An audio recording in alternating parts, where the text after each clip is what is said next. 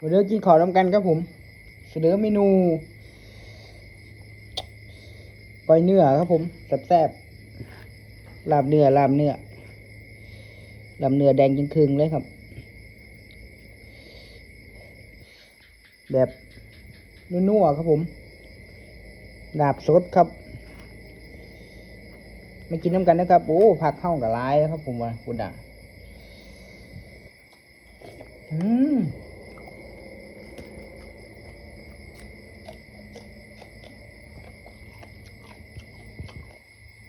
หวานนะครับหวานมันก็เป็นดอกกระเทียม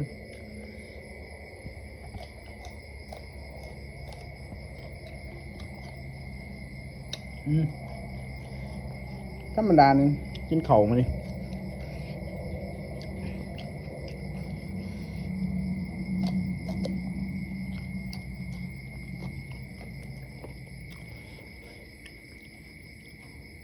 หิวเข่าแห้งกินเข่าหลบตัดผ่านน้ำมาดิ